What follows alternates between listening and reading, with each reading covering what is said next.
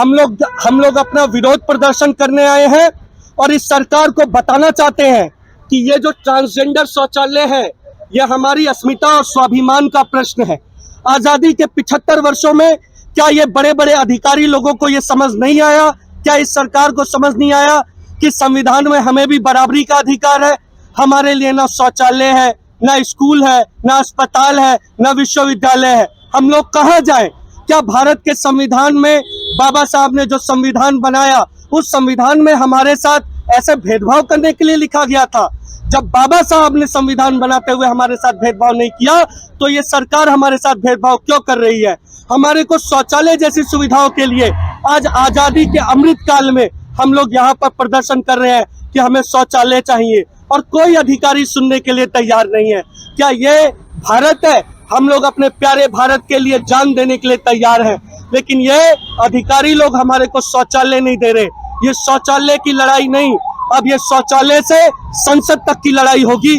और आने वाले दिनों में अगर जिलाधिकारी जी हमारे को एक हफ्ता के अंदर में शौचालय नहीं बनवाएंगे तो हम लोग इन्हीं के कार्यालय में घुस के इनके शौचालय के ऊपर ट्रांसजेंडर नाम से बोर्ड लगा देंगे। सर जी, सोचने की बात है, जहां मूलभूत सुविधा शौचालय जो लोग नहीं बना रहे, जो सरकार हमारे लिए शौचालय नहीं बना पा रही, आज वो सरकार हमसे बात कर रही है कि हमारे को नौकरी देंगे। आजादी के 75 सालों में आज दिल्ली देश की राजधानी के अंदर हम लोग ट्रांसजेंडर्स लोग हम लोग सिर्फ और सिर्फ शौचालय की मांग लेकर आए हैं। हमारा स्वाभिमान कहाँ है? आज प्रशासन में हमारे अधिकारी होते, हमारे लीडर होते, शायद संसद भवन में कोई हमारा सांसद होता, विधायक होता, तो हम लोग भी आज शौचालय भी बनता, स्कूल भी बनता, अस्पताल भी बनता। और आज राजन और सैम को यहाँ पर आकर प्रदर्शन करने की जरूरत नहीं पड़ती। देश में ट्रांसजेंडर्स के लिए जब तक शौचालय की सुविधा नहीं होगी, स्कूल नहीं होंगे, अस्पताल नहीं होंगे, तो हम लोग मेन स्ट्रीम में नहीं आ सकते। हमारी जरूरतें हैं, हम स्कूल जाना चाहते हैं, लेकिन स्कूल तो बाद में, हमारे को शौचालय तक की सुविधा ये सरकार नहीं दे रही।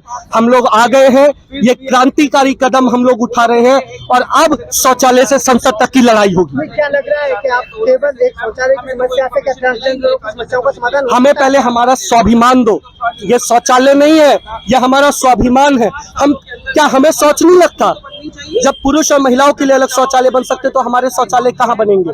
तो इसीलिए मैं कहना चाहता हूँ कि हमारे लिए शौचालय की सुविधा बनाए।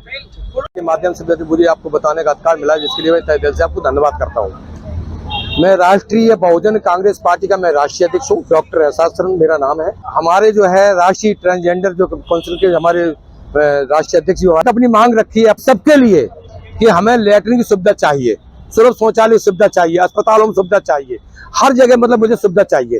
तो इन्होंने एक ऐसा प्रोग्राम बनाया जिसके माध्यम के लिए हमने जिलाधिकारी महोदय को ज्ञापन देने की यहाँ जरूरत, और हमने इनको इतना आगे बढ़ाया है कि जिसके माध्यम से राष्ट्रीय बहुजन पार्टी के माध्यम से इन्हें हमारे हाई कोर्ट से पुलिस प्रोटेक्शन PSO मिला हुआ है। और इनको हमने लोकसभा 75 साल में जितनी राजनीतिक पार्टियां थी, किसी ने आज तक ट्रांसजेंडर को जो अधिकार नहीं दिया, वो राष्ट्रीय बहुजन पार्टी ने अधिकार दिया। NCR करंट न्यूज को सब्सक्राइब करें और नोटिफिकेशन सबसे पहले पाने के लिए दबाएं बेल आइकॉन।